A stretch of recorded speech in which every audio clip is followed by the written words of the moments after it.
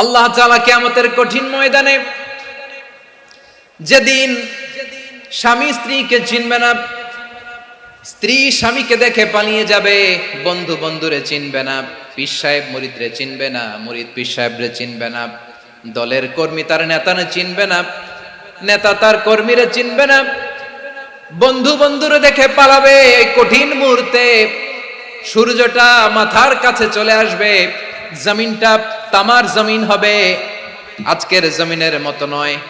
মানুষ ঘর্মাক্ত, ক্লান্ত, শ্রান্ত মাথার মগজগুলো কানের ছিদ্র আর নাকের ছিদ্র দিয়ে বেয়ে বেয়ে পড়বে। বিশ্বনবী ফরমান, ময়দানে 7 শ্রেণীর ব্যক্তিকে রব্বুল আলামিন তার আরশের নিচে ছায়া দিবেন। তার মধ্যে প্রথম শ্রেণীর ব্যক্তি হলো ইমামুন আদিল। ইমামুন আদিল, ন্যায়পরায়ণ শাসক,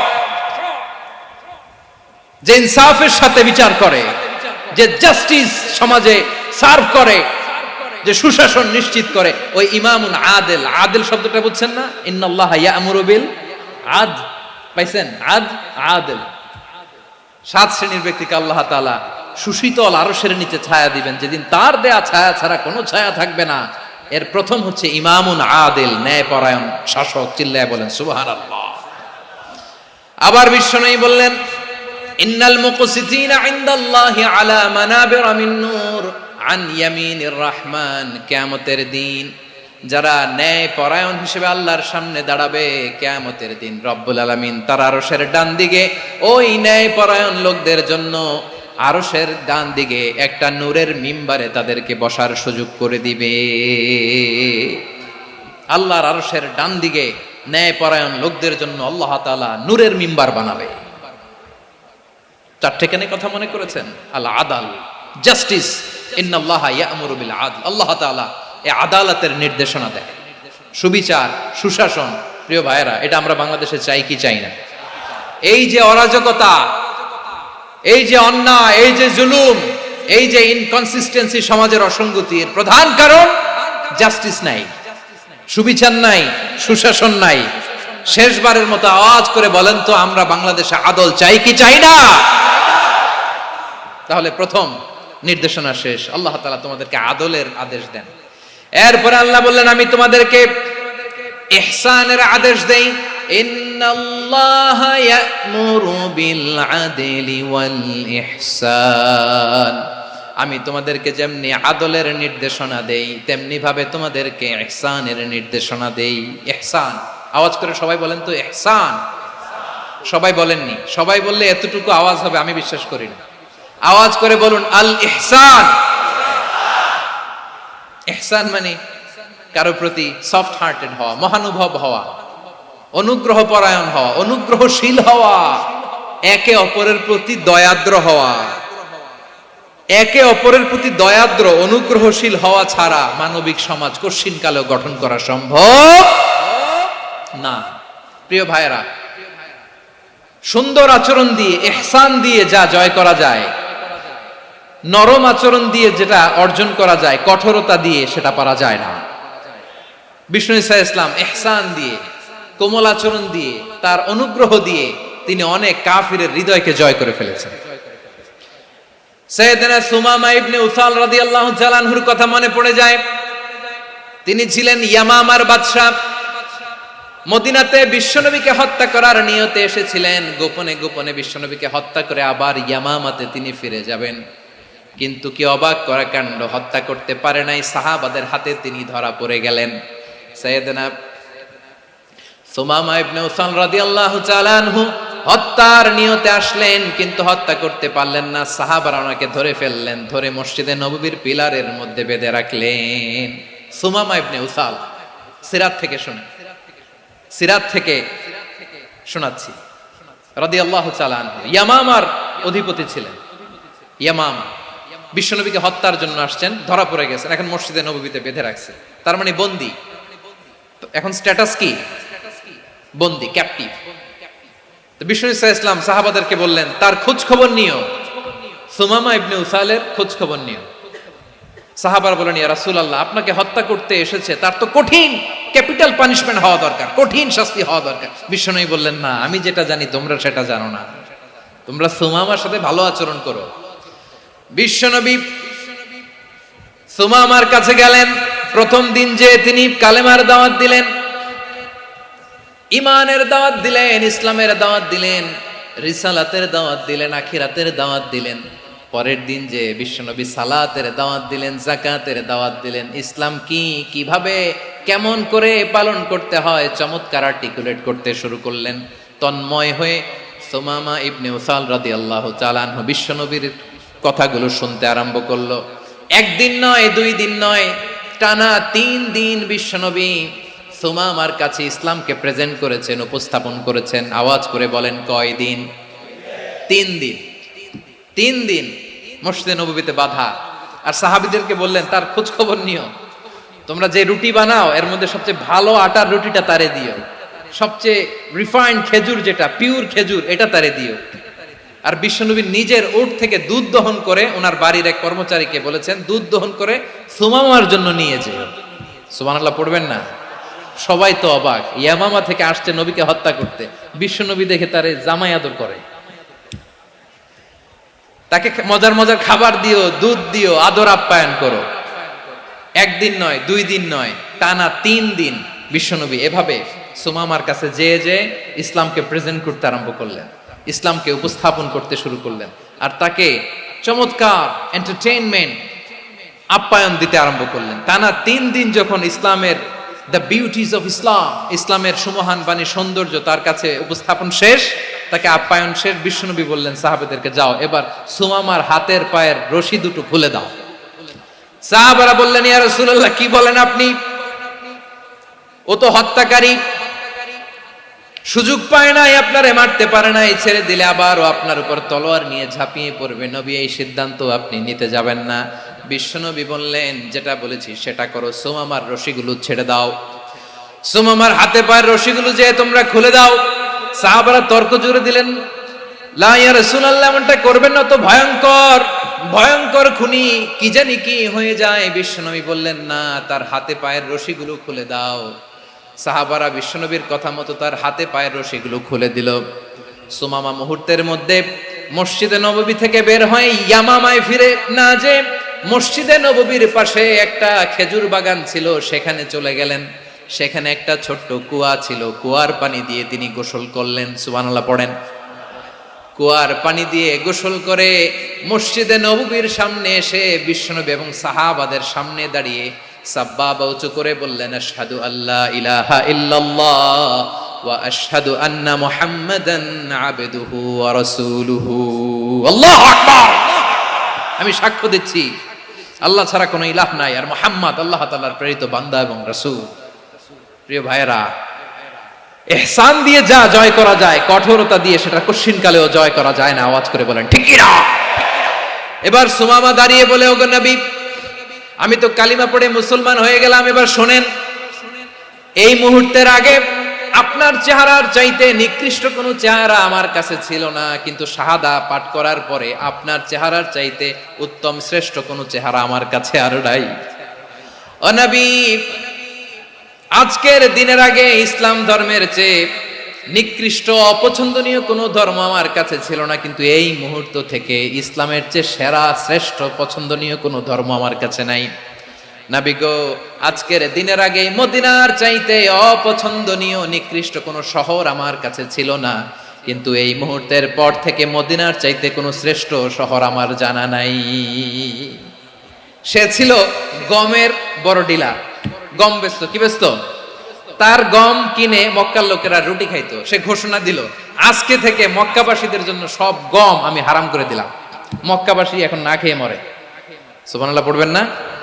মক্কাবাসী বিশ্বনবীর কাছে আসলেন, এসে বললেন, মুহাম্মদ, আমরা তো তোমার ভাই, তোমার চাচা, তোমার ভাতিজা, তোমার আত্মীয়, তুমি সুমামারে বলো সে যেন আবার গমের সাপ্লাই মক্কার জন্য অনুমতি দিয়ে দেয়। বিশ্বনবীর অনুমতি ক্রমে সুমামা আবার মক্কাতে গম পাঠাতে শুরু করলো। পড়েন সুবহানাল্লাহ।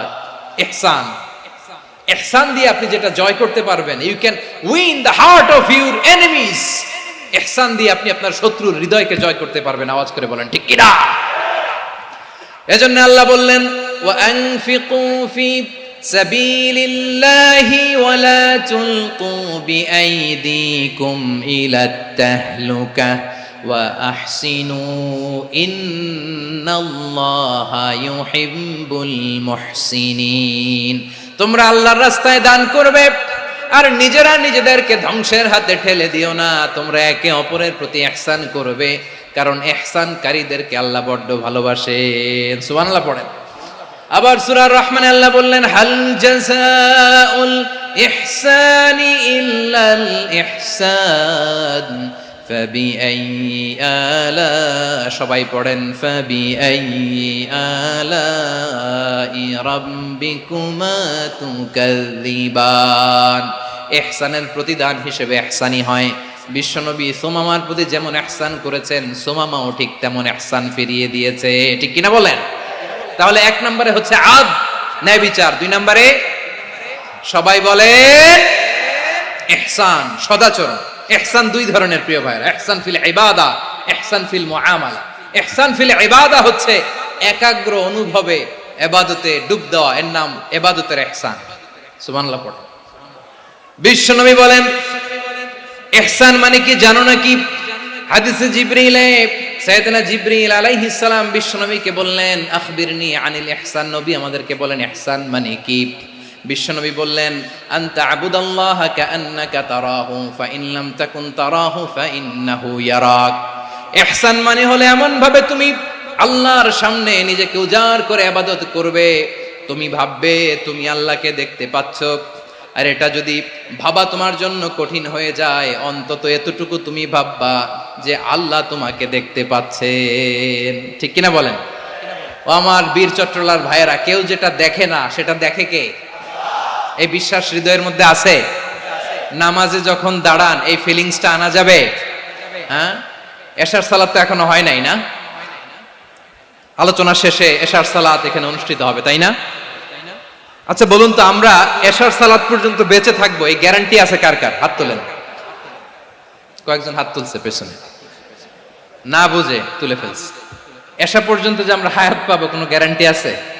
সবাই আওয়াজ করে বলেন, গ্যারান্টি আছে? গ্যারান্টি নাই। এজন্য বিষ্ণু ইসলাম বলেছে, এমন ভাবে নামাজে দাঁড়াও, ইবাদত করো, মনে করো হতে পারে এটাই আমার জীবনের শেষ নামাজ। পারফর্ম দ্য সালাহ as if this is your last and final prayer. এমন ভাবে সালাতে দাঁড়াও, ভাবো হতে পারে এটাই তোমার জীবনের শেষ নামাজ। এমন ভাবে নামাজে দাঁড়াও, ভাবো এটাই শেষ নামাজ। তাহলে নামাজে একাগ্রতা বাড়ায় দিবে কে? ফলে ইবাদতের ইহসান আমাদের অর্জিত হবে। আর মুআমালাতে ইহসান হলো,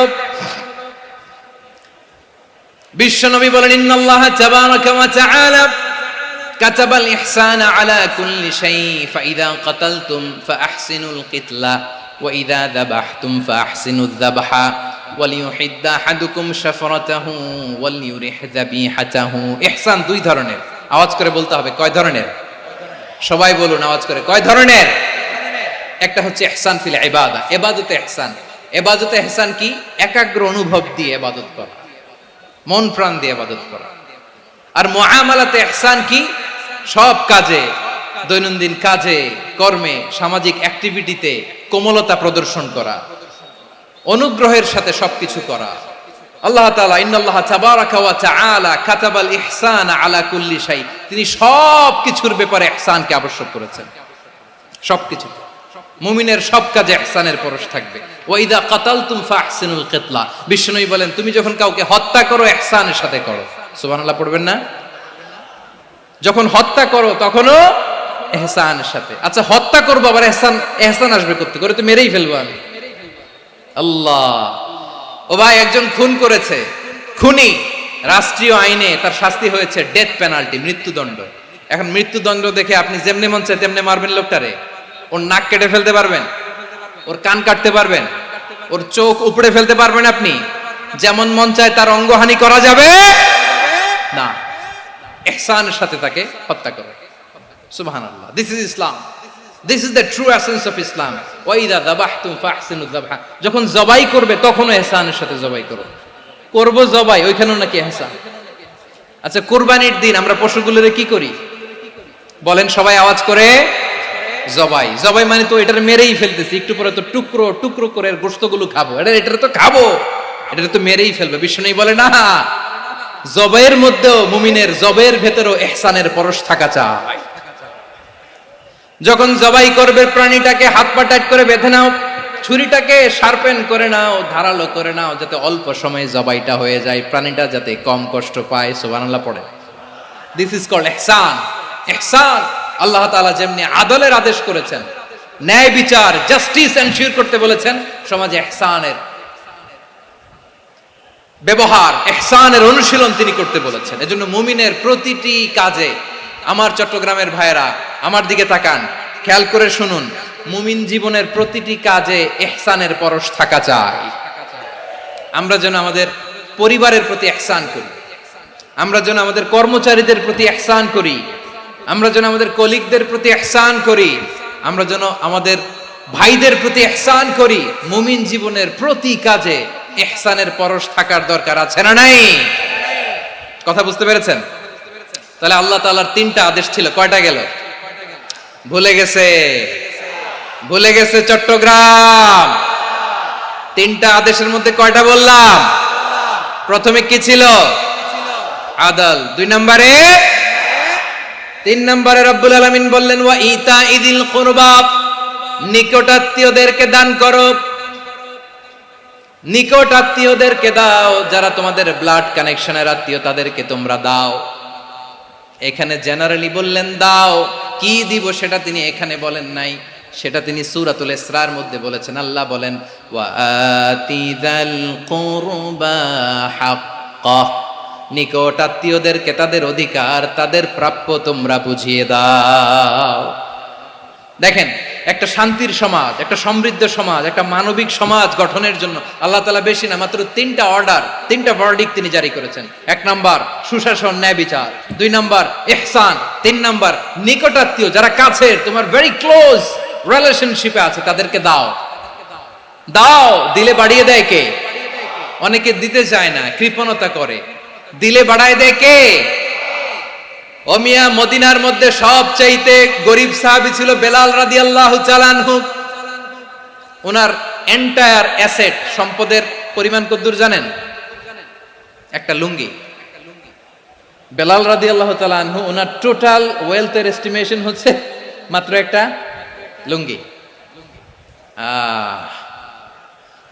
একটা লুঙ্গি, টোটাল ওয়েলথ এস্টিমেশন, টোটাল সম্পদের পরিমাণ বেলাল রাদিয়াল্লাহু তাআলা আনহুর কি ছিল? কথা বুঝে নাই বোধহয়। কি ছিল? ওই বেলাল রাদিয়াল্লাহু তাআলা আনহুকে বিষ্ণু ইসলাম বলেছেন আনফিক ইয়া বেলাল, ও বেলাল তুমিও দাও। ওয়ালা তাখশা মিন যিল আরশি ইখলালা, আরশের অধিপতির তো কোনো ঘাটতি নাই, তুমি দিলে ওই আল্লাহ তোমারে বাড়ায় দিবে। এজন্য আমার প্রিয় ভাইয়েরা, দিলে কমে না, দিলে বাড়ে। অনেকে ধরে রাখে, নতুন কিছু নিতে পারে না, হাত দিয়ে যেটা ধরে রেখেছেন এটা দিয়ে দেন, বড় একটা ধরার সুযোগ পাবেন। জোরে বলেন ঠিক কিনা? ধরেন 5 কেজি ওজনের একটা ধরে রাখছেন, এখন 10, এটা না ছাড়লে 10 কেজি ধরতে পারবেন আপনি?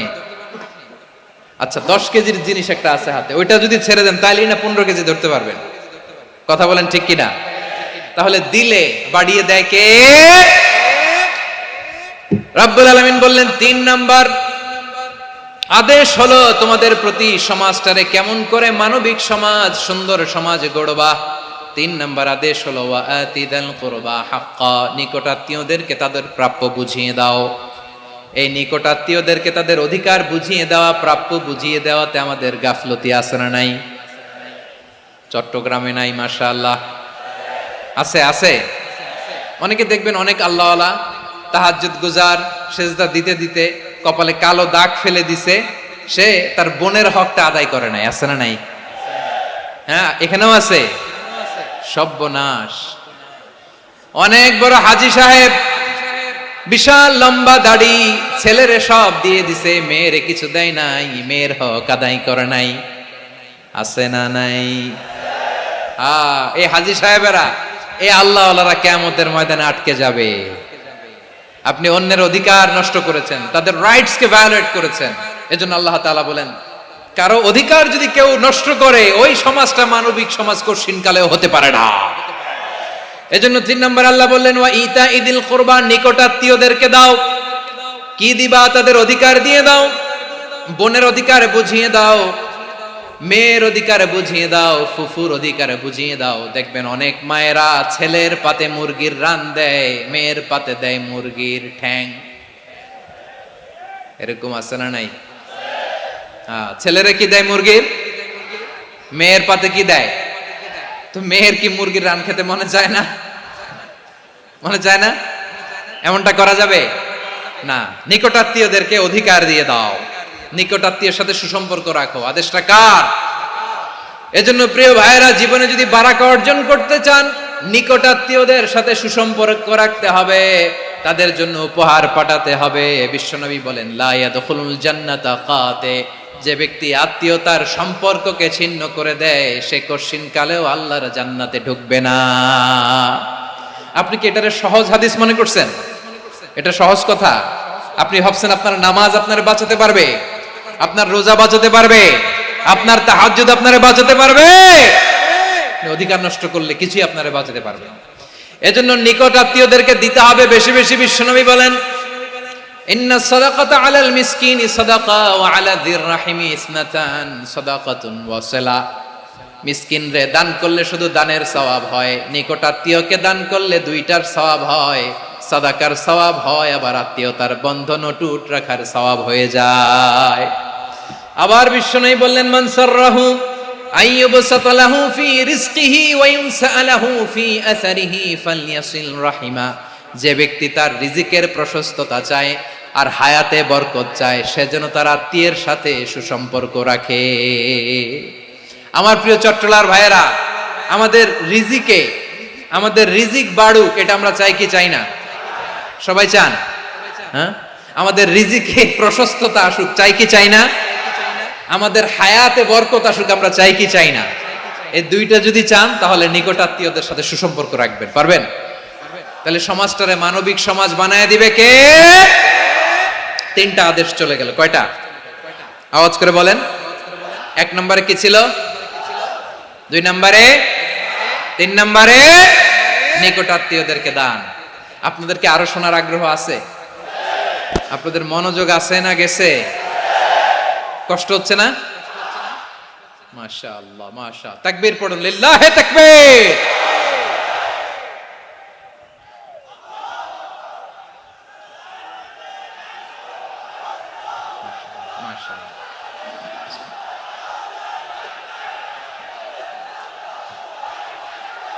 আমার প্রিয় ভাইয়েরা, আল্লাহ তাআলা তিনটা জিনিসের যেমনি আদেশ করেছেন, অনুরূপ ভাবে তিনটা বিষয় তিনি বারণ করেছেন, নিষেধ করেছেন। ওগুলোর কাছেও যাওয়া যাবে। শুনবেন। রাব্বুল আলামিন বলেন, ওয়ায়ানহা আনিল ফাহশাই ওয়াল মুনকারি ওয়াল বাগি। আমি যেমনি তিনটি বিষয়ে আদেশ করলাম, অনুরূপ ভাবে তিনটি বিষয়ে বারণ করলাম, নিষেধ করলাম। আমার 1 নাম্বার নিষেধাজ্ঞা হলো অশ্লীলতার প্রতি। ফাহশা, ওয়ায়ানহা আনিল ফাহশা। আল্লাহ তাআলা অশ্লীলতাকে নিষেধ করেছেন। কোন জিনিসকে? সবাই বলুন, কোন জিনিসকে? যত ধরনের, যত টাইপের, যত ক্যাটাগরির অশ্লীলতা হতে পারে, সব অশ্লীলতাকে হারাম করেছেন কে? ফাহশা মানে কি? কথায়, কাজে, আচরণে, কমেন্ট, ফেসবুকের কমেন্টসে যত ধরনের নোংরামো আছে, যত ধরনের অশ্লীলতা আছে, এটাকে আরবিতে বলে ফাহশা। এটাকে কি বলে? রাব্বুল আলামিন বলেন, কুল ইন্নামা হাররামা রাব্বিয়াল ফাওয়াহিশা মা যাহারা মিনহা ওয়া মা বাতান। ও নবী, আপনি বলে দেন, আমার রব প্রকাশ্য, অপ্রকাশ্য, স্পষ্ট কিংবা অস্পষ্ট, দৃশ্যমান কিংবা অদৃশ্যমান সব অশ্লীলতাকে হারাম করেছেন। সব ধরনের অশ্লীলতা হারাম, সব ধরনের। আল্লাহ তাআলা আমাদেরকে অশ্লীলতা থেকে বাঁচান, অশ্লীলতা থেকে তিনি আমাদেরকে হেফাজত করুক। পড়েন আমিন। এবার বলেন, আমাদের সমাজে অশ্লীলতা আছে না নাই? চট্টগ্রামে নাই? আমি কই নাই, ওনারা বলে আছে।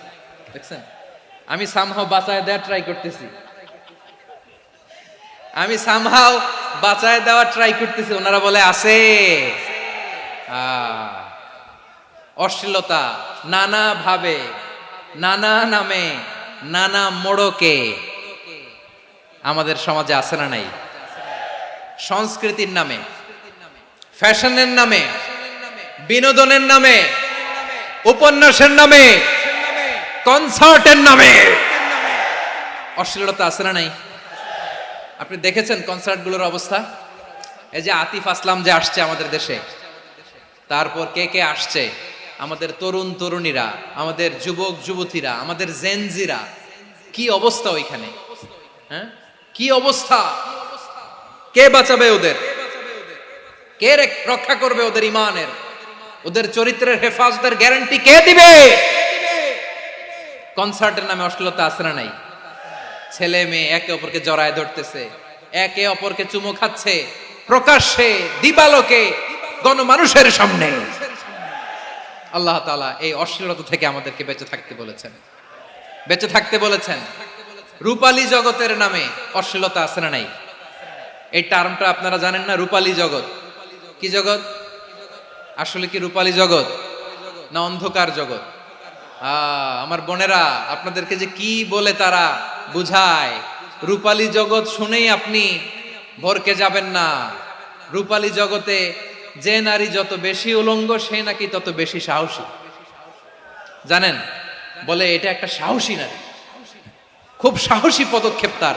যত বেশি শরীর থেকে কাপড় নামাতে পারবে, যত বেশি বস্ত্রহীন হয়ে নিজেকে প্রেজেন্ট করতে পারবে, সে নাকি তত বেশি সাহসী। আমার চট্টলার ভাইয়েরা, শয়তানের প্রথমে এজেন্ডা ছিল বনি আদমকে বস্ত্রহীন করা। সে আদম এবং হাওয়া আলাইহিস সালামকে নিষিদ্ধ গাছের ফল খাইয়ে তাদেরকে বস্ত্রহীন করেছে। এই জামিনেও সে আমাদেরকে বস্ত্রহীন করতে চাইবে। এই রূপালী জগতের নামে তারা এটা করে। আমার প্রিয় বোনেরা, আপনি জানেন না আপনার দাম কত? ওরা আপনাদেরকে বিজ্ঞাপনের সস্তা পণ্য বানাতে চায়। ওরা আপনাদেরকে ওদের ভোগের লিপসার টুলস বানাতে চায়। ওরা আপনাদেরকে দিয়ে ওদের খায়েশ পূরণ করতে চায়। এটা আপনাদের জন্য মোটেও ডিগনিটি নয়, এটা আপনাদের জন্য সম্মান নয়। আপনার সম্মান শালীনতায়, আপনার সম্মান হেজাবে, আপনার সম্মান ভদ্রতায়, আপনার সম্মান আপনার ডিসেন্ট পোশাকে। পোশাক বলে দেয় এই নারীটা ভদ্র না অভদ্র। পোশাক বলে দেয় এই মেয়েটা কোন ঘরের মেয়ে। আওয়াজ করে বলেন ঠিক কিনা? আপনি জানেন না, আপনারা সস্তা পণ্য বানায়, ভোগের পণ্য, বিলবোর্ডে আপনাকে উলঙ্গ করে উপস্থাপন করে। এই অশ্লীলতার সাথে ইসলামের কোনো সম্পর্ক।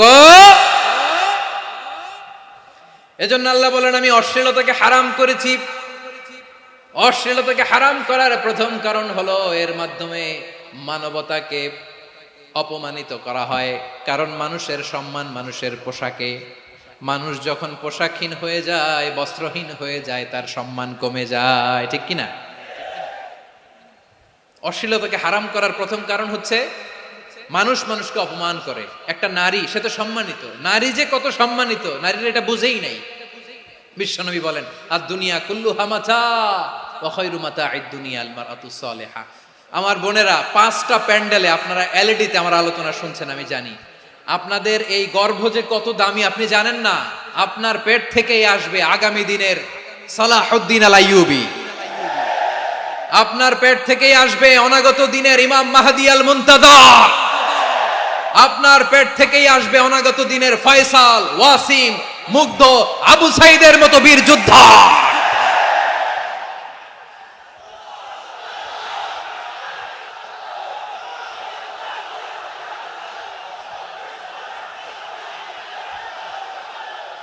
আমার প্রিয় বোনেরা, আমার প্রিয় বোনেরা, বিশ্বনবীর কথার ওজন খেয়াল করেন। আর দুনিয়া কুল্লুহা মাতা ওয়া খায়রু মাতা'আদ দুনিয়াল মারআতুস সালিহা। দুনিয়ার সবকিছুই অ্যাসেট, এর মধ্যে সবচেয়ে দামি অ্যাসেট নেককার নারী। আপনার গর্ভ যে কত দামি আপনি জানেন না। নিজের সময়টাকে কাজে লাগান, কোরআন পড়েন, সুন্নাহ পড়েন। আপনার অনেক দায়িত্ব ঘরে। You are the MD of your family. একটা family it's a very big institution. পরিবার একটা অনেক বড় প্রতিষ্ঠান। and you are the MD of your institution. আপনি এই পরিবারের MD, managing director of your family. এখানে আপনার কত দায়িত্ব। আপনি ছেলে মেয়েদেরকে তারবিয়া করবেন। আপনি আপনার স্বামীর জন্য ঘরটার জান্নাতের নীর বানাবেন। আপনার জন্য জান্নাতের ডুপ্লেক্স বাড়ি ওইখানে তৈরি করে রাখবে কে? আপনি যে কত দামি আপনি জানেন না। নারীদেরকে আল্লাহ বানিয়েছেন উচ্চতর করে, নিম্নতর নয়। নারীদেরকে ছোট্ট জিনিস দিলে এটারে বড় করে দেয়। নারীদেরকে ভ্রূণ দিলে, শুক্রাণু দিলে নারী এটারে বাচ্চা বাচ্চা হিসেবে উপহার দেয়, ঠিক কিনা? বিয়ের মাধ্যমে স্বামী যখন তার শুক্রাণু তার স্ত্রীকে উপহার দেয়, স্ত্রী রিটার্নে কি উপহার দেয়? ফুল ফর্ম বেবি, মানব সন্তান। দেখছেন, আপনি দিলেন একটু, উনি দিছে বিশাল। আপনি যদি নারীকে বাজার এনে দেন, নারী এটাকে সুস্বাদু খাবারে রূপান্তর করে দেয়। আপনি তাকে একটা মুচকি হাসি দিয়ে দেন, সে তার কলিজা দিয়ে দেয়। কিন্তু যদি আপনি তার মনে কষ্ট দেন, সে আপনার জীবনকে জাহান্নাম বানায়া দেয়। খবর আছে, নারীর মন বুঝতে পারলে নেয়ামত, বুঝতে না পারলে কিয়ামত, ঠিক কিনা বলে? কত দামি আপনি জানেন না, জানেন না আপনি কত দামি, অনেক দামি আপনি।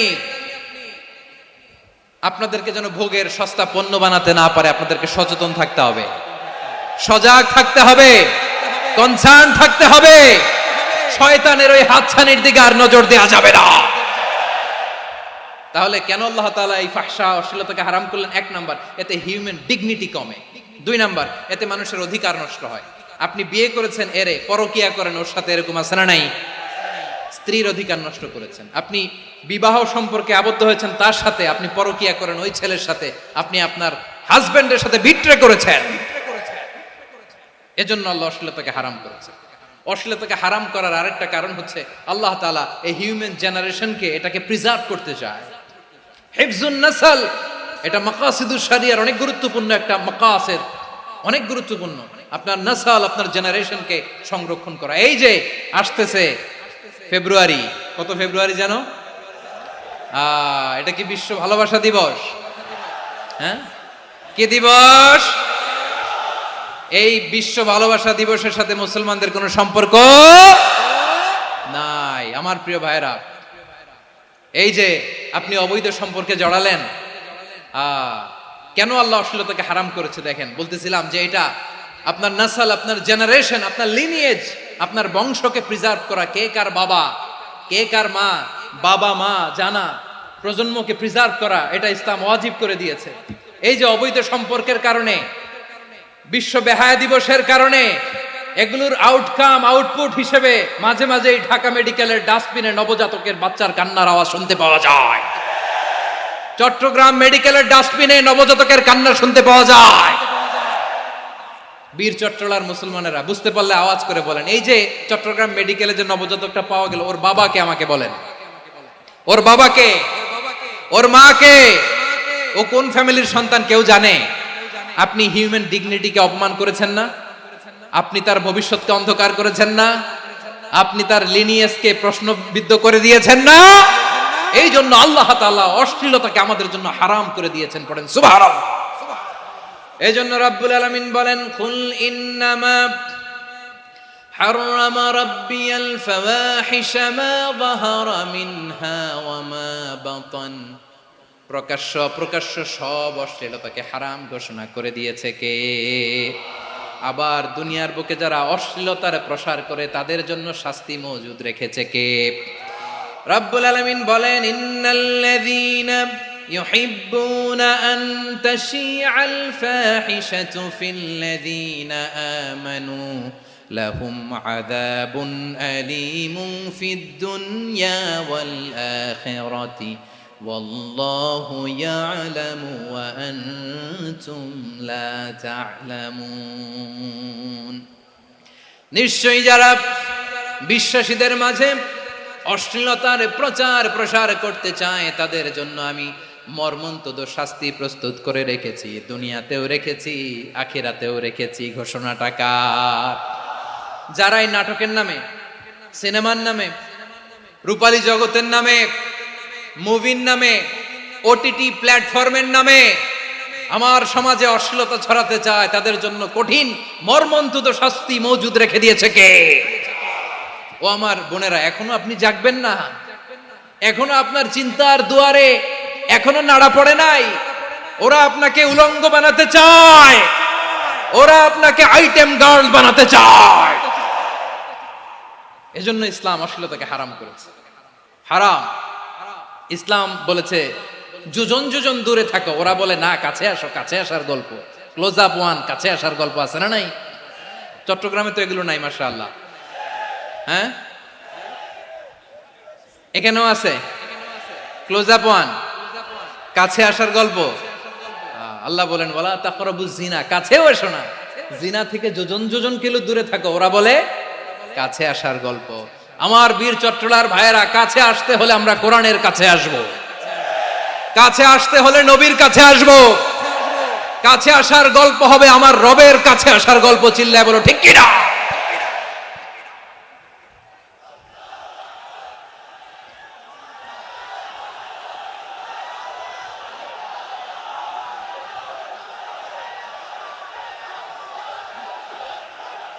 বসুন বসুন আমার ভাইয়েরা। তাহলে অশ্লীলতার সাথে আমাদের কোনো সম্পর্ক? সবাই বলতে পারেননি, আওয়াজ করে বলুন, অশ্লীলতার সাথে আমাদের কোনো সম্পর্ক? আমরা এই সমস্ত ক্লোজ আপ ওয়ান, কাছে আসার গল্পের প্রোগ্রামে যাব? আমরা কোন ধরনের অশ্লীল কন্টেন্ট সোশ্যাল মিডিয়ায়, টিভিতে দেখব? কি যুগ যে আমরা কাটাচ্ছি আপনি কল্পনা করতে পারবেন না। পর্ন ইন্ডাস্ট্রি, নারী পুরুষের বস্ত্রহীন যুগল দৃশ্য, এটাকে দিয়ে ওরা কোটি ডলারের ইন্ডাস্ট্রি বানিয়েছে। পুরো মানব ইতিহাসে এরকম জঘন্য সময় মানব ইতিহাস পার করে নাই। পর্ন এটা ইন্ডাস্ট্রি হয়ে গেছে। আমাদের এই যুবকগুলো, জেনজিগুলো, ওদের চরিত্র বাঁচাবে কি করে? কেমন করে হেফাজত করবে ওদের এই মূল্যবান চরিত্র? আমার প্রিয় ভাইরা, এই অশ্লীলতার দ্য লেটেস্ট ভার্সন হচ্ছে LGBTQ, শরীফ থেকে শরীফা। শুনছেন আপনারা? দেখতে পুরুষ, আসলেই পুরুষ, সুস্থ একজন পুরুষ, 4 সন্তানের বাবা, বলে আমি মনে মনে নারী। দেখতে নারী, সুস্থ নারী, আসলেই সে দিব্যি একজন নারী, বলে আমি মনে মনে পুরুষ। সবচেয়ে ভয়ঙ্কর অশ্লীলতার সবচাইতে লেটেস্ট ভার্সন হচ্ছে এই ট্রান্সজেন্ডারিজম। সুস্থ পুরুষ তার বায়োলজিক্যাল গ্রোথকে হরমোন দিয়ে স্টপ করে দিয়ে সে সার্জারি করে নারী হতে চায়, সুস্থ নারী পুরুষ হতে চায়। পুরুষ পুরুষের প্রতি সেক্সুয়ালি আকর্ষণ বোধ করে, এটা লূত আলাইহিস সালামের কওমের মধ্যে ছিল। এটাকেও আল্লাহ কোরআনে ফাহিশা বলেছেন। ওয়ালুতান ইয ক্বালা লিকাওমিহি আতাতুনাল ফাহিশাতা মা সাবাকাকুম বিহা মিন আহাদিম মিনাল আলামিন। লূত আলাইহিস সালাম বললেন, তোমরা কি এমন এক অশ্লীল কার্যক্রমে ডুব দিলে নাকি যেটা গোটা বিশ্বের কেউ কখনো করে নাই, তোমরাই প্রথম করেছো? পড়েন নাউযুবিল্লাহ। এই পশ্চিমের এই রোগ আমার দেশে যেন আসতে না পারে, আমাদের সজাগ থাকতে হবে। প্রিয় ভাইরা, চিল্লায় বলেন ঠিক কিনা? পশ্চিমের অবস্থা ভয়ঙ্কর। পাশ্চাত্যে, আমি যুক্তরাষ্ট্রে ছিলাম অনেকদিন, কয়েক মাস, বিভিন্ন স্টেটে ঘুরেছি। গার্ডিয়ানরা উদ্বিগ্ন, ছেলে মেয়েদেরকে, ছোট্ট ছেলে মেয়ে, ওদেরকে জিজ্ঞেস করে, তুমি how do you feel right now inside yourself? তুমি ভিতরে ভিতরে কেমন ফিল করো? তোমার কি ছেলে ছেলে লাগে না মেয়ে মেয়ে লাগে? আচ্ছা বলেন, এই ছোট্ট বাচ্চাটা ওকে এগুলো জেন্ডার অ্যাসাইনমেন্ট বলতে এগুলো কিছু বুঝে? এইভাবে মিসগাইড করা হচ্ছে। কৌতূহল বশত ছোট্ট ছেলে যদি বলে আমার তো মেয়ে মেয়ে লাগে, তখন বলে যে না তুমি মেয়ে, ছেলে না। মা বাবা বাধা দিলে ওকে আলাদা গভর্নমেন্ট হাউসে নিয়ে যাবে। ভয়ঙ্করতম অবস্থা। আমরা একটা সময়ে শুনতাম যে হুজুর আমার ছেলেটা খুব ভালো, হাফেজে কোরআন, আল্লাহওয়ালা। হুজুর আমার ছেলে দাড়ি রাখছে, আল্লাহওয়ালা। হুজুর আমার ছেলে 5 ওয়াক্ত সালাত জামাতের সাথে পড়ে, তার মানে আল্লাহওয়ালা। পশ্চিমে যে আমি কি শুনছি জানেন? ওরা বলে হুজুর আমার ছেলেটা ইউনিভার্সিটির একটা মেয়ের সাথে প্রেম করে, ও খুব আল্লাহওয়ালা, হুজুর দোয়া করবেন। এর কারণ ওদের কাছে আল্লাহওয়ালার ক্রাইটেরিয়া হচ্ছে হুজুর আমার ছেলেটা আরেক ছেলের পছন্দ করে নাই, আমার মেয়েটা আরেক মেয়েকে ভালোবাসে নাই, এজন্য আমার ছেলেটা আল্লাহওয়ালা, হুজুর ওর জন্য একটু দোয়া করে দিয়েন। কি চ্যালেঞ্জ ওরা ফেস করতেছে। ওনার ছেলে যে আরেক ছেলেরে বিয়ে করবে না, এটাতেই উনি খুশি যে আলহামদুলিল্লাহ আমার ছেলেটা একটা মেয়েরে ভালোবাসে, আমার মেয়েটা একটা ছেলেরে ভালোবাসে, মানে এটা খুব আল্লাহওয়ালা। নাউজুবিল্লাহ পড়তে পারলেন না? এজন্য অশ্লীলতার সাথে আমাদের কোন সম্পর্ক? রব্বুল আলামিন বলেন ওয়ায়ানহা আনিল ফাহশাই ওয়াল মুনকারি ওয়াল বাগি তিনটা জিনিসকে আমি নিষিদ্ধ করলাম। এক নাম্বার হলো ফাহশা, অশ্লীলতা। দুই নাম্বারে হলো মুনকার, সমস্ত মন্দ কাজ। আপনাদের মনোযোগ আছে না? শেষ করে দিব? আর 2-1 মিনিট শুনবেন? আচ্ছা বলি তাহলে, আর 2-1 মিনিট। তাহলে নিষেধাজ্ঞা জারি করেছেন তিনটা জিনিসের উপর। এক নাম্বার কি? ফাহশা, অশ্লীলতা। দুই নাম্বার মুনকার। মুনকার মানে হচ্ছে যত মন্দ কাজ, খারাপ কাজ, বাজে কাজ, এটার বলে মুনকার। এটার কি বলে? আপনারা পড়ছেন না, তা'মুরুনা বিল মা'রুফি ওয়া তানহাউনা আনিল মুনকার। ভালো কাজের আদেশ, সৎ কাজের আদেশ, অসৎ কাজের নিষেধ। মুনকার, মুনকার হচ্ছে মানুষের স্বাভাবিক বিবেকবোধ যেটাকে খারাপ বলে, ওইটাই মুনকার। পৃথিবীর সব আসমানি গ্রন্থ যেটাকে খারাপ বলেছে, মানুষের স্বাভাবিক বিবেকবোধ যেটাকে খারাপ বলেছে, এগুলো সব মুনকার। যেমন ইফটিজিং, এটা কি ভালো না খারাপ? মজুদদারি, খাদ্যে ভেজাল দেওয়া, ওজনে কম দেওয়া, মাছে ফরমালিন মিশানো, চাঁদাবাজি, টেন্ডারবাজি, দখলবাজি, এগুলো আমাদের স্বাভাবিক বিবেকেই বলে এগুলো খারাপ, এগুলো হচ্ছে মুনকার। আল্লাহ তাআলা এই মুনকার থেকে আমাদেরকে বেঁচে থাকতে বলেন, আর শয়তান এই মুনকারের প্রতি আমাদেরকে উদ্বুদ্ধ করে। আল্লাহ তাআলা বললেন, ইয়া আইয়ুহাল্লাযীনা আমানু লা তাত্তাবিউ খুতুওয়াতিশ শাইতান ফাইন ওয়া মান ইয়াত্তাবি' খুতুওয়াতিশ শাইতানি ফাইন্নাহু ইয়া'মুরু বিল ফাহশাই ওয়াল মুনকার। আল্লাহ বললেন, আমার গোলামেরা শোনো শোনো, ও আমার বিশ্বাসী বান্দারা খবরদার, তোমরা কশিনকালেও শয়তানের পদাঙ্ক অনুসরণ করবে না, কারণ শয়তান তোমাদেরকে অশ্লীলতা এবং মন্দ কাজের দিকে উদ্বুদ্ধ করে। আমাদের কাজ হচ্ছে শয়তান আমাদেরকে যেদিকে নিতে চায় আমরা তার উল্টা দিকে যাব, ঠিক কিনা বলে? শয়তান এই মন্দ কাজকে আমাদের কাছে বিউটিফাই করে, চাকচিক্যময় করে আমাদের সামনে উপস্থাপন করে। এজন্য আল্লাহ বলেন মুনকারকে থামাতে হবে, মুনকার প্রতিরোধ করতে হবে। মুনকার প্রতিরোধের দায়িত্ব শুধু আমাদের নাকি? শুধু আপনার খতিব সাহেবের, ইমাম সাহেবের, নাকি মুসলিম উম্মার সবার? আওয়াজ করে বলুন, মুনকার, অসৎ কাজ প্রতিরোধের দায়িত্ব কার? রাব্বুল আলামিন বলেন, কুনতুম খায়রা উম্মাতিন উখরিজাত লিন-নাসি তা'মুরুনা বিল মা'রুফি ওয়া তানহাউনা আনিল মুনকার। তোমাদেরকে শ্রেষ্ঠ জাতি করে জমিনের মধ্যে আবির্ভূত করা হয়েছে, যাতে করে তোমরা জমিনের ভেতরে সৎ কাজের আদেশ করতে পারো আর অসৎ কাজের নিষেধ করতে পারো। উম্মাহ কুনতুম খায়রা, তাহলে গোটা উম্মার দায়িত্ব, এটা বুঝতে পারছেন তো? আচ্ছা, আরো নিচে আসেন। এরপরে আল্লাহ বললেন, শুধু উম্মাহ না, এই জমিনের রাজত্ব আমি যাদের হাতে দেই, এই জমিনের মালিক আমি যাদেরকে বানিয়ে দেই, যাদেরকে আমি সরকারের দায়িত্ব দেই, তাদেরকেও মুনকার প্রতিরোধের দায়িত্ব দিয়েছে কে? আল্লাহ বলেন, যারা ক্ষমতার মসনদে বসেছে তাদেরকে 4 দফা কর্মসূচি আমি আল্লাহ দিলাম। আওয়াজ করে বলেন, কয় দফা? আল্লাহ বলেন, আল্লাযীনা ইম্মাক্কান্নাহুম ফিল আরদি আকামুস সালাতা ওয়া আতাউয যাকাতা ওয়া আমারু বিল মা'রুফি ওয়া নাহাউ আনিল মুনকার ওয়ালিল্লাহি আকিবাতুল উমুর।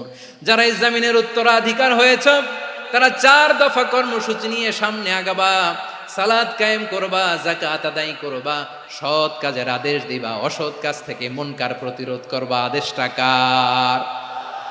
আমার প্রিয় চট্টলার ভাইরা, পুরো উম্মার দায়িত্ব মুনকার প্রতিরোধ করা, সরকার প্রধানের দায়িত্ব মুনকার প্রতিরোধ করা। এরপর আল্লাহ বলেন, প্রতিটা ফ্যামিলির যিনি প্রধান সিইও বাবা, প্রত্যেক বাবারও দায়িত্ব এই মুনকার প্রতিরোধ করা। আওয়াজ করে বলেন ঠিক কিনা? যেমনটি সাইয়েদনা লুকমান আলাইহিস সালাম ওনার কলিজার টুকরা সন্তানকে আদেশ করেছেন, ইয়া বুনাইয়া আকিমিস সালাতা ওয়া'মুর বিল মা'রুফি ওয়ানহা আনিল মুনকার। পড়েন সুবহানাল্লাহ। বাবা ছেলেকে সবক দিচ্ছে। কে সবক দিচ্ছে? কাকে? লুকমান আলাইহিস সালাম ছেলেকে বলতেছে, ওরে আমার কলিজার টুকরা সন্তান, ওরে আমার বাছা, নামাজ কায়েম করবা, সৎ কাজের আদেশ দিবা, আর মুনকার প্রতিরোধ করবা, অসৎ কাজ সমাজ থেকে খারাপ কাজকে ঝেঁটে বিদায় করে দিবা। তাহলে দেখেন আমি স্টেপ বাই স্টেপ নামলাম। পুরা উম্মার দায়িত্ব, জমিনের উত্তরাধিকারী আল্লাহ যাদেরকে বানিয়েছেন সরকার, তাদের দায়িত্ব, প্রতিটি ফ্যামিলির প্রধানের দায়িত্ব। এরপরে বিশ্বনবী বলেন সচেতন প্রতিটি মুসলিমের দায়িত্ব সমাজ থেকে মুনকারকে উৎখাত করা। বিশ্বনবী বলেছেন মান রাআ মিনকুম মুনকারান ফালিয়ুগাইয়িরহু বিয়াদিহি ফাইন লাম ইয়াস্তাতি ফাবিলিসানিহি ওয়া ইন লাম ইয়াস্তাতি ফাবিকলবিহি ওয়া যালিকা আযআফুল ঈমান। সমাজে যে মুনকার দেখবে, খারাপ কাজ দেখবে, সে যেন হাত দিয়ে সেটাকে থামায়। কি দিয়ে? আপনাদের তো হাত নাই না? হাত আছে, হাত আছে। ওরা যেই হাত দিয়ে অন্যায় করে ওইটা প্রতিরোধের জন্য আমাদেরও হাত আছে না নাই? থামাতে হবে, থামাতে হবে।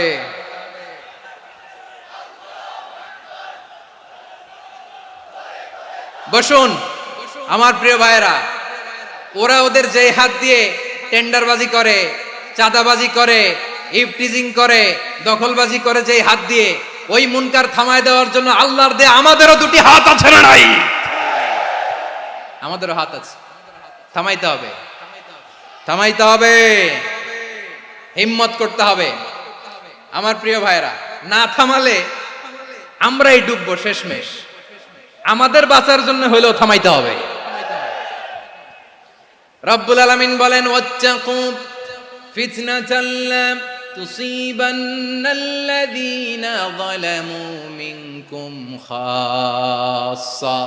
ও আমার গোলামেরা, ওই আযাবকে ভয় করো যে আযাব যখন আমি জমিনের বুকে পাঠাই শুধু জালেমদেরকেই মারি না, আলেমদেরকেও মারি। আযাব যখন আসে তখন শুধু জালিমই মরে না, আলেমও মরে। জানেন মুসা আলাইহিস সালামের পায়ে একবার একটা লাল পোকা কামড় দিয়েছে, লাল পিঁপড়া। লাল পিঁপড়া কামড় দিলে খুব আরাম লাগে না? কি লাগে? হ্যাঁ, জ্বলে না? লাল একটা পিঁপড়া কামড় দিছে, তো উনি রেগে মেগে পাশি দেখে লাল পিঁপড়ার বাসা, পা দিয়ে ডলে মুছে সবগুলো পিঁপড়া মেরে ফেলছে। এই ঘটনাটা আল্লাহ ঘটিয়েছেন। এজন্য মুসা আলাইহিস সালাম ছিলেন কালিমুল্লাহ, সরাসরি আল্লাহর সাথে কথা বলতেন। তিনি আল্লাহকে জিজ্ঞেস করেছিলেন, আল্লাহ তুমি যখন কোনো জনপদে আযাব পাঠাও, শাস্তি দাও, ওখানকার শুধু জালেমরাই তো মরে না, ভালো মানুষগুলাও মরে, তো আযাব দিবা মুশরিকদের উপর দিবা, অবাধ্যদের উপর দিবা, ভালো মানুষগুলারে মারো কেন? আল্লাহ বললেন, মুসা তোমার যে কামড় দিছিল পায়ের মধ্যে পিঁপড়া, কয়টা পিঁপড়া? জোরে বলেন। একটা পিঁপড়া, তো সবগুলারে মারলা কেন? রেগে মেগে পুরো পিঁপড়ার বাসা ভেঙে ম্যাসাকার করলা কেন? এই মুসা, আমি যখন অ্যাকশনে যাই, আমি যখন শাস্তি দেই, তখন এত বাস বিচার করা হয় না, বাস বিচার করা যায় না। যখন অ্যাকশনে যাওয়া হয় ওইটা ডাইরেক্ট অ্যাকশন হয়ে যায়। চিল্লায় বলো ঠিক কি না? এজন্য আমাদের বাঁচার জন্য হলেও এই পাপ থামাতে হবে, এই শয়তানের অট্টহাসি থামাতে হবে, অন্যায় অপরাধ সমাজ থেকে আমাদের থামাতে হবে। কারণ আযাব আসলে ওরাও মরবে, আমরাও মরব। একটা জাহাজ 2 তলা, আপনি আছেন 2য় তলায়, শুনতেছেন? শুনতেছেন? জাহাজ কয় তলা? আপনি কোন তলায়? 2য় তলায়। নিচের তলার কিছু লোক জাহাজের তলা ছিদ্র করতে আরম্ভ করছে। কি ছিদ্র করতেছে? আচ্ছা, জাহাজের তলা ছিদ্র করলে তলা দিয়ে কি ঢুকে?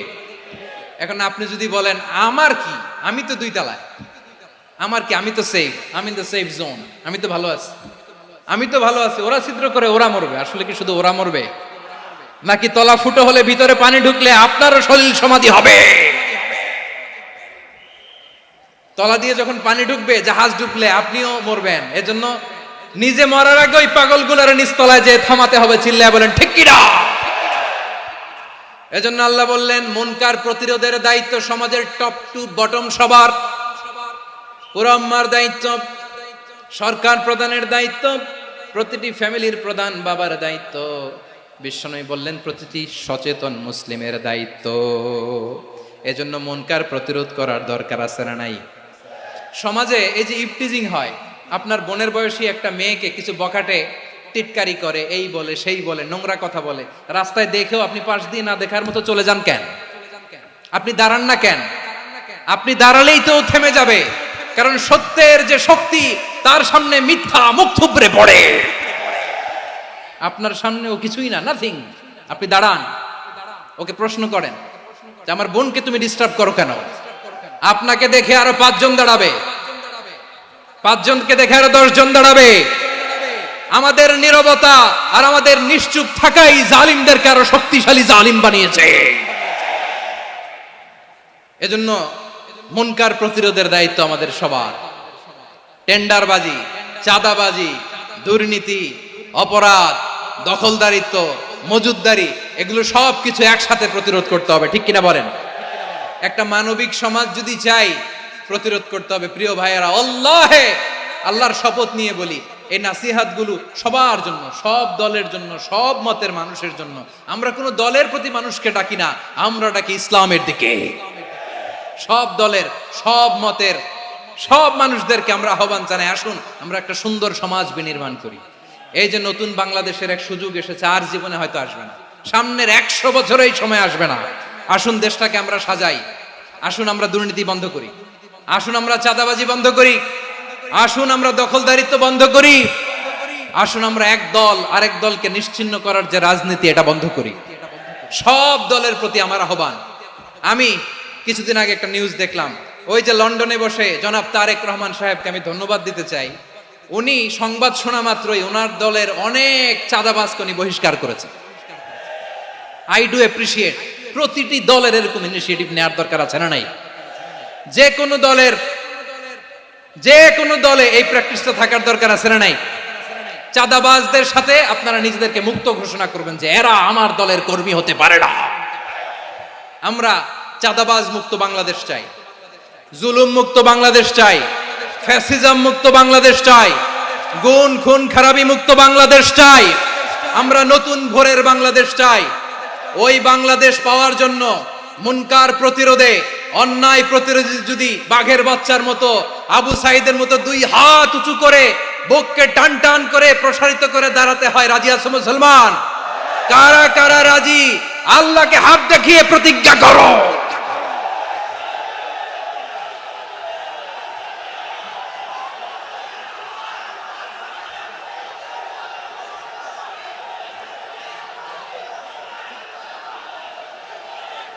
আমার প্রিয় ভাইয়েরা, বসুন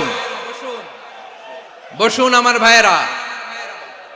রাব্বুল আলামিন বলেন, ওয়ায়ানহা আনিল ফাহশাই ওয়াল মুনকারি ওয়াল বাগি ইয়াইদুকুম লাআল্লাকুম তাযাক্কারুন। বসুন।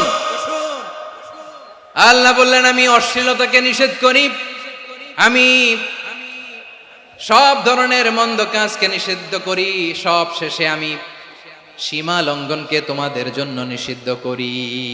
আলোচনা মনে আছে তো, না ভুলে গেছেন? নিষিদ্ধ করেছেন কয়টা জিনিস? 1 নম্বরে অশ্লীলতা, 2 নম্বরে মুনকার তথা সব মন্দ কাজ, 3 নম্বরে আল বাগি, সীমা লঙ্ঘন, ক্রসিং দ্য লিমিট। সীমা লঙ্ঘন করা ভালো না। We all should know our limits. চিল্লায় বলেন ঠিক কিনা? একই আয়াতে আল্লাহ বললেন, কুল ইন্নামা হাররামা রাব্বিয়াল ফাওয়াহিশা মা যাহারা মিনহা ওয়া মা বাতানা ওয়াল ইসমা ওয়াল বাগিয়া বিগাইরিল হক। অন্যায় ভাবে যে অবাধ্য হয়, যে সীমা লঙ্ঘন করে, তাদেরকেও আমি এটা হারাম করে দিলাম। সীমা লঙ্ঘন করা হারাম, সীমা লঙ্ঘন করা হারাম। আল্লাহ বারবার বারবার আমাদেরকে ওয়ার্নিং দেয়। যখন আমরা থামি না তখন আল্লাহ ধরে, আর যখন ধরে তখন ছাড়ে না। ধরে ধরে ধরে না, ধরলে আল্লাহ। ফেরাউনকে কিন্তু হুট করে ধরে নাই, আপনারা জানেন 9 বার ওয়ার্নিং দিয়েছে। ফেরাউনকে আল্লাহ তাআলা ওয়ার্নিং দিয়েছিল কয়বার? বীর চট্টলার বীর সেনানীরা আওয়াজ করে বলেন, ফেরাউনকে ধরার আগে ওয়ার্নিং দেয়া হয়েছিল কয়টা? রাব্বুল আলামিন বলেন, ওয়ালাকাদ আতাইনা মূসা 9 আয়াতিন বাইয়িনাত। 9টা মুআজিজা দেখিয়েছি। 1 2 3 বারবার এইভাবে রিমাইন্ডার, ওইভাবে রিমাইন্ডার, এইভাবে নসিহাত, ওইভাবে দাওয়া। ফাকুলা লাহু কাওলান লাইয়িনা, নরম করে বলো, সফট করে বলো, যত ওয়ে হতে পারে দাওয়া মেথডোলজি। মূসা আলাইহিস সালামের সব অ্যাপ্লাই শেষ। 10ম বারে যে আল্লাহ ধরছে, 10ম বারে যে ধরেছে। এজন্য আল্লাহ বলেন, আমি সীমা লঙ্ঘনকে পছন্দ করি না।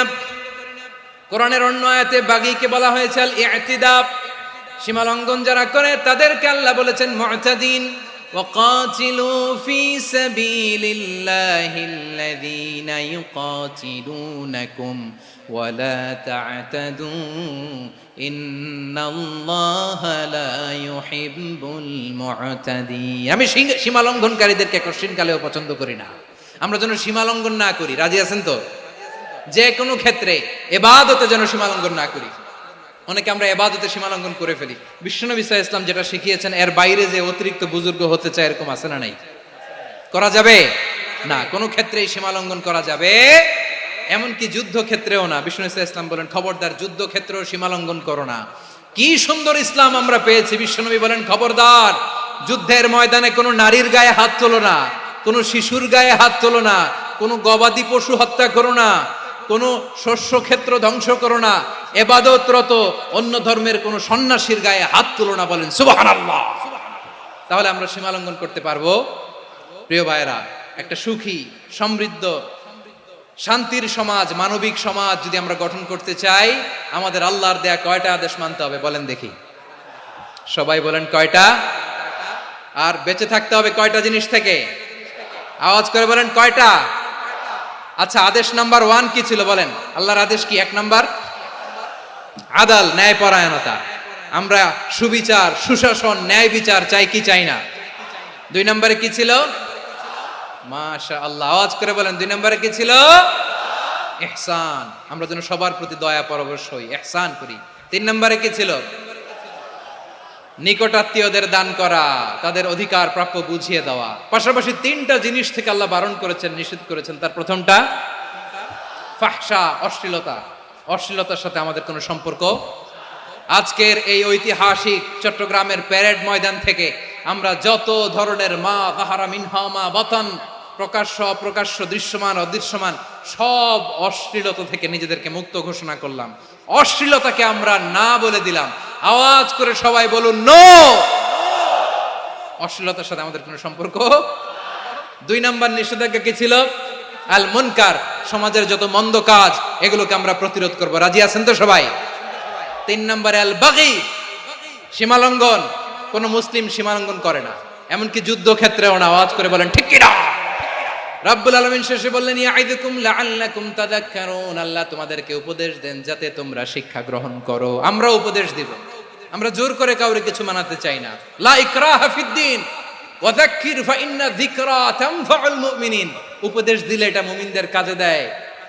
লাস্তা আলাইহিম বিমুসাইতির ইন্নামা আনতা মুযাক্কির। নবী হে, আপনি রিমাইন্ডার দাতা, আপনি উপদেশ দিবেন। আমরাও বিশ্বনবীর এই হাদিসগুলো থেকে, কোরআনের আয়াত থেকে রিমাইন্ডার, এই কথামালা, বাণী বাহক হিসেবে এই বাণীগুলো আপনাদের সাথে কাছে পৌঁছে দিলাম।